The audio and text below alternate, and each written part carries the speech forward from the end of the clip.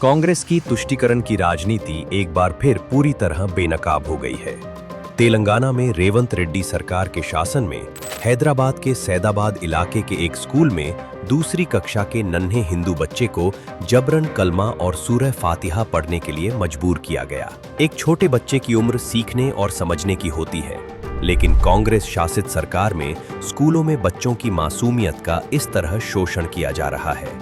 खैर, जब खुद प्रदेश का मुख्यमंत्री ही ऐसे बयान देते हैं तो ऐसी घटनाएं किसके इशारे पर हो रही हैं, ये बताने की जरूरत नहीं है। मैं बोलने का मतलब मुसलमान का मतलब कांग्रेस, कांग्रेस का मतलब मुसलमान।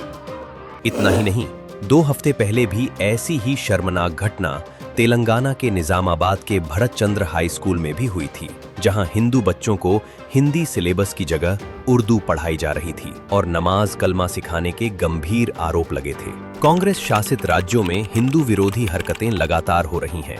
कर्नाटक में कांग्रेस के पूर्व मुख्यमंत्री सिद्धारमैया की कांग्रेस सरकार ने 2024 में हिंदू धार्मिक संस्थानों और चैरिटेबल एंडोमेंट्स बिल पास किया, जिसमें बड़े मंदिरों से 10% और छोटे मंदिरों से 5% आय सरकार लेने का प्रावधान किया गया।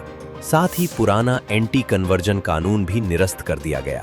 तेलंगाना में 2025 में जुकाल के सोमैया मंदिर पर भीड़ ने हमला कर तोड़फोड़ की। कई अन्य जगहों पर भी मंदिरों पर हमले और अतिक्रमण की घटनाएं दर्ज हुईं। वहीं हिमाचल प्रदेश में मुख्यमंत्री सुखविंदर सिंह सुक्खू ने युवाओं से राधे राधे अभिवादन पर सवाल उठाए थे। इसी तरह कर्नाटक में कांग्रेस सरकार ने 2026 से 27 शैक्षणिक वर्ष से 15 जिलों के सरकारी स्कूलों में उर्दू भाषा में शिक्षा शुरू करने का फैसला लिया है। राज्य के गान जया भारता जाननिया तनुजाते से शंकराचार्य, विद्यारण्य और रामानुजाचार्य जैसी आध्यात्मिक हस्तियों के संदर्भों को हटाने की सिफारिश करना कांग्रेस की तुष्टीकरण की राजनीति को साफ दर्शाता है।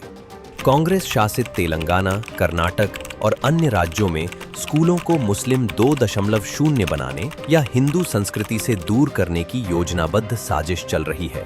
बच्चों को ज्ञान, विज्ञान और भारतीय संस्कार देने की जगह इस्लामी प्रार्थनाएं या नई नीतियां थोपी जा रही हैं। राहुल गांधी, जो खुद को मुस्लिमों का मसीहा बताते हैं, हिंदू बच्चों और हिंदू संस्थानों के साथ हो रहे इस जुल्म पर चुप्पी साधे बैठे हैं। अगर यही घटनाएं किसी मुस्लिम संस्थान या बच्चे के साथ होती तो कांग्रेस का पूरा तंत्र सड़कों पर उतर आता, लेकिन हिंदू आस्था, मंदिरों और बच्चों की बारी आते ही इनकी सेक्युलर आवाजें गायब हो जाती हैं। कांग्रेस शासित राज्यों में हिंदू विरोधी हरकतें लगातार बढ़ रही हैं। ये मामला सिर्फ एक स्कूल का नहीं, बल्कि कांग्रेस की उस सोच का हिस्सा है जहां शिक्षा के नाम पर बच्चों की मासूमियत और हिंदू अधिकारों से खिलवाड़ किया जा रहा है। कांग्रेस की नीति साफ तौर पर देश को मुस्लिम 2.0 बनाने की दिशा में ले जा रही है। बच्चों का भविष्य तुष्टीकरण से नहीं, बल्कि समान शिक्षा, समान नियम और भारतीय संस्कारों से बनेगा। और अब देश की जनता कांग्रेस की विभेदकारी और हिंदू विरोधी नीतियों को पूरी तरह पहचान चुकी है।